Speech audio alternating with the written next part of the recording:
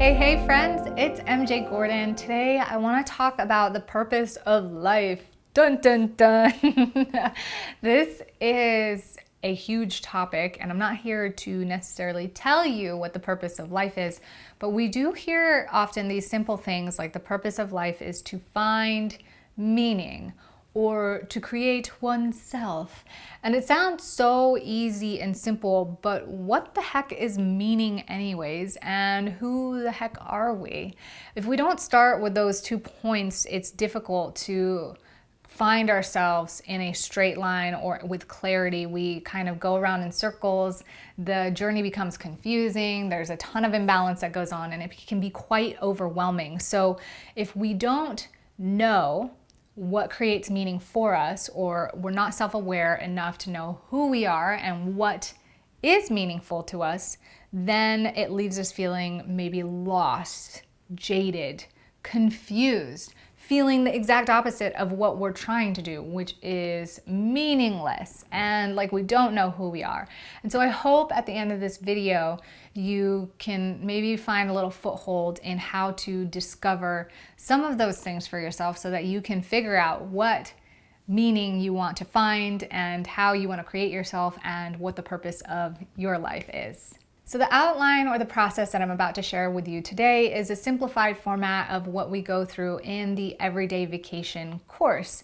This course is still on pre-sale right now. If you check out the link below, we're going to dissect and identify all the things that create value and meaning and fulfillment and balance and ease in our lives in every area, from our home and our spaces to money and health. And how do we put all this together to create a lifestyle that feels like an everyday vacation, or life on our terms, despite the fact that things have to get done. So let's go ahead and discuss this process. The first step of the process is to identify what is meaningful to you, what makes you feel like you are creating yourself. And this can be a difficult thing to identify because oftentimes the question is, how do you identify what is meaningful to you? Well, I like to look at it as what moments bring me the most joy.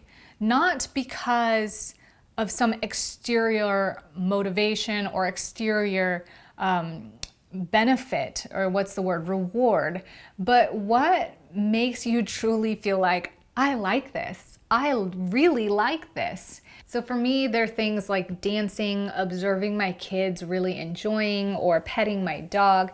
Those things, I find myself in those moments being really engrossed and just really feeling good about it, liking it. Sometimes there's small moments like, riding on a roller coaster or standing on top of a mountain and seeing a beautiful scene.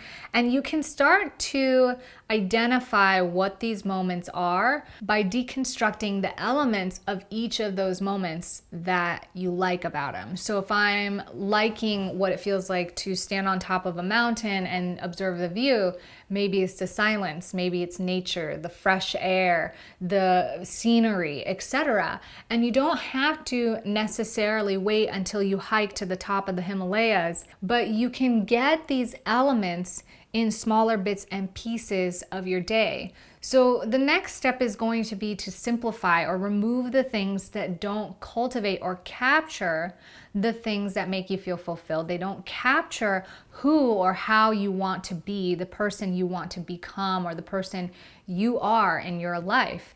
And you want to remove those things. And then step 3, really hone in on the things that do. So it's a really simple process, but if you do this over and over, and when it comes to every little thing, I mean, for me, it's everything from this plant to this table to this homemade candle to this little plant to this chair. Everything in my house has been thought of. I identify, does this bring me the feeling of fulfillment? I mean, this is a chair, but believe it or not, this chair is very old and it doesn't really quite match my house, but I keep this chair because it's the most comfortable chair in my house. And in this room is where we like to watch movies as a family. And so it gives another person another relaxing space. And this is my reading chair, my thinking chair. I put it out next to the window here where I can see the lake. And so this is very intentional, this chair. To every detail that is so specific as to why I identify this needs to be in my life or not. And if it's just something that's like, meh, I don't, it's just whatever.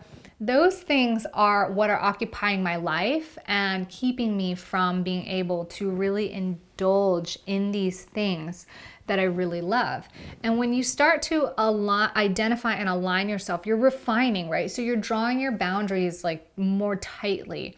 And you might, feel like you're being stingy with your time and attention, or being overly picky. And it is tough for people in our family to get us gifts, or in the beginning it was. Now they know us a little bit better, and they get really creative with the things that they get us if they feel like gifting us. But it takes communication and time, and it takes you being very clear on what elements, not just what things, because a lot of times surface level we're like, okay, well, I like having a really clean house, I love being outside in nature, but why do you identify with those things? What elements of those things, what do they give to you? What value does it add to you? And when you can really identify those things, it puts a big weight in the reason why, because most of us don't know why. And so we're like, well, I guess I can do that. I guess I can keep that. I guess I'll buy that. I don't. And this conflict happens even in decluttering. So many of you say, what do I do with sentimental items? Or like, how do I get away from this conflict that I'm having? And it comes with not having identified what those elements are and why they do it for you. So if you do these 3 things, identify what makes you feel fulfilled and what aligns with who you are and who you want to be, who you want to grow to be, simplify or remove the things that don't, and then really hone in on those things, step 3, and repeat this process over and over in every area of your life.